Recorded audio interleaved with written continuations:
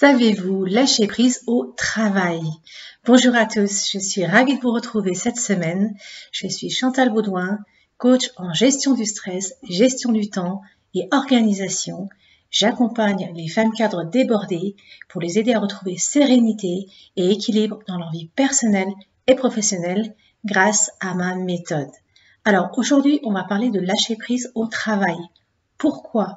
Eh bien, tout simplement, avec la multitude de tâches que vous avez à faire, qui peuvent découler de votre activité de salarié, une commande de votre employeur, une commande de vos clients, des réunions, des rendez-vous téléphoniques, etc. Ou si vous êtes entrepreneur ou dirigeant, vous avez vos missions de vie, donc vos activités qui font que vous allez développer votre entreprise. Alors tout cela génère bien souvent, avec la quantité de travail à faire, génère du stress, de la pression, de l'angoisse. Est-ce qu'on va atteindre ses résultats? Est-ce qu'on va atteindre ses objectifs? Comment cela va réussir au final? Alors, pour lâcher prise au travail, je vais vous donner 3 conseils que vous pouvez appliquer de suite. Conseil numéro 1, soyez flexible. Soyez souple. Il ne s'agit pas de se mettre trop de tâches en même temps.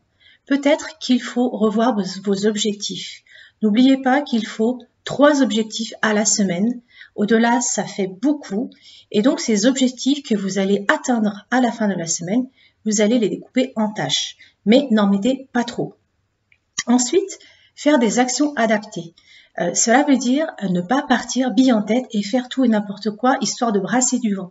C'est vraiment des actions qui vont découler de vos objectifs et de vos étapes et donc que vous allez insérer dans votre semaine dans un rythme raisonnable et régulier néanmoins. Ensuite, ces actions, vous pouvez les ajuster. C'est-à-dire que si vous les atteignez pas grave, pas de souci, vous les réajustez. Faut vraiment être souple dans cette optique de réévaluer peut-être l'objectif. Peut-être que vous pouvez pas le faire parce qu'il y a un élément contextuel qui fait que vous pouvez pas l'atteindre tout de suite, ou vous avez peut-être pas les ressources, ou c'est peut-être pas le bon timing. Ensuite, il s'agit d'être souple dans son planning. Il est vraiment inutile de se mettre des plages horaires très très serrées. Par exemple, pour une personne qui est salariée, ça peut être de 8h à 9h, j'ai ma première réunion, de 9h à 10h, je passe mes coups de fil, de 10h à 11h, je fais une tâche, et en fait, les séquences sont tellement resserrées qu'il n'y a même pas de petit temps de pause entre chaque séquence. Donc ça peut générer des fois des retards à des réunions, des retards d'appel, où vous commencez pas votre dossier suffisamment tôt, où vous appelez pas votre client au bon moment, vous êtes en retard et donc ça vous met dans une situation un petit peu stressante parce que voilà, vous êtes pas là.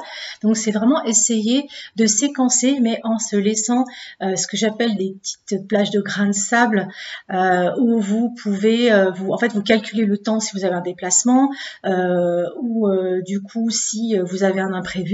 Voilà, ça permet un petit peu d'être souple et éviter de se mettre en stress indéfiniment. Ensuite, il s'agit de faire des choix. Vous pouvez pas tout faire en même temps. Vous n'êtes pas superwoman, c'est juste pas possible. Donc, en fait, vous allez prioriser vos activités. Et enfin, il s'agit d'accepter le contexte, de faire avec le contexte et d'accepter la situation. Alors, si vous êtes entrepreneur ou dirigeant, je dirais vous êtes votre propre capitaine, mais néanmoins, vous faites avec le contexte actuel, le déconfinement, l'activité économique qui est un petit peu compliquée. Vous faites avec aussi les clients qui peuvent ou pas vous payer ou prendre vos accompagnements ou vos prestations, vos services tout de suite, parce que c'est compliqué pour eux. Et faire vraiment en fonction de l'environnement et se dire qu'il y a des choses sur lesquelles vous avez le contrôle et des choses, des éléments externes sur lesquels vous n'avez aucune prise. Donc, il faut faire avec, vraiment. Deuxième conseil, osez demander de l'aide. Alors ça, je dirais, c'est vraiment un conseil très très important parce qu'on a tendance à vouloir tout faire soi-même. On se dit qu'on va être communicant, on va faire de la communication, on va faire nos prestations, On va faire le commercial, on va va chercher en fait les partenaires, on va être le chargé d'affaires, voilà, on va aller sur les réseaux sociaux, on va faire de la publication, alors que c'est vraiment un métier à part entière, donc on va vouloir tout faire.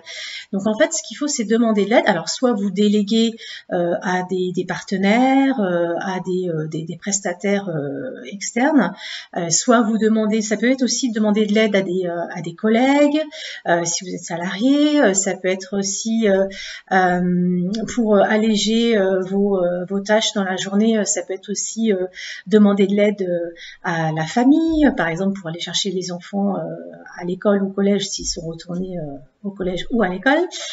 Ça peut être demander à un voisin de vous récupérer peut-être, je sais pas, des courses que vous n'avez pas le temps d'aller chercher parce que vous êtes au travail, donc du coup ça vous enlève voilà un petit coup de stress.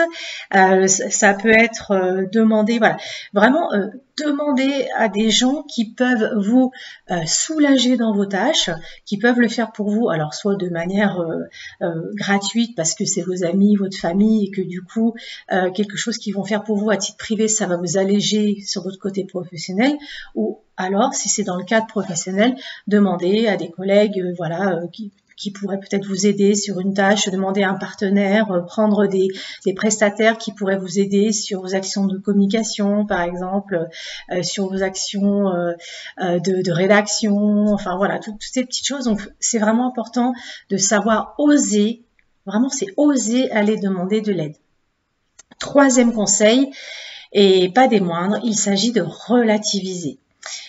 Vous n'avez pas réussi à atteindre vos objectifs, vous n'avez pas le résultat escompté, vous n'avez pas fini votre action, vous n'avez pas fini votre tâche du jour, et j'ai envie de dire, et alors ? Et alors, qu'est-ce qui serait le pire en fait? Effectivement, il y a sûrement des actions qui sont importantes pour vous parce que ça touche des valeurs, vous aimez le travail bien fait, vous aimez que ce soit fini, vous êtes engagé par rapport à quelqu'un pour finir une tâche. Donc je peux comprendre effectivement que ce soit important pour vous, mais imaginons vous l'avez pas fait. Qu'est-ce qui va se passer en fait? Rien.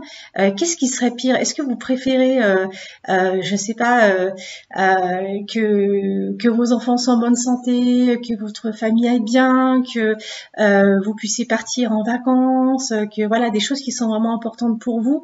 Et cette tâche, elle n'est pas finie. Bah c'est pas grave. Vous la refaites le lendemain, vous la replanifiez. Je dirais il n'y a pas mort d'homme en fait. Donc c'est vraiment important de relativiser. Rappelez-vous que vous faites de votre mieux. Vous n'êtes pas non plus une machine, on est des humains, on a nos coups de moins bien, il y a des moments où ça va bien, puis des moments on se lève, on ne sait pas pourquoi, on n'est pas en forme, on va pas performer, je dirais, et alors, ce n'est pas grave. J'adore en fait cette citation qui dit « Faites votre part, toute votre part, mais rien que votre part. » Et stop. Voilà, vous savez ce que vous devez faire, vous en faites pas plus. Si vous avez besoin d'aller plus loin, peut-être que c'est le bon moment pour aller chercher justement des collaborateurs ou des gens qui peuvent vous aider. Mais faites vraiment de votre mieux, sachant que le plus important, c'est quand même la santé, d'avoir un toit, d'avoir vraiment nos besoins fondamentaux qui sont satisfaits.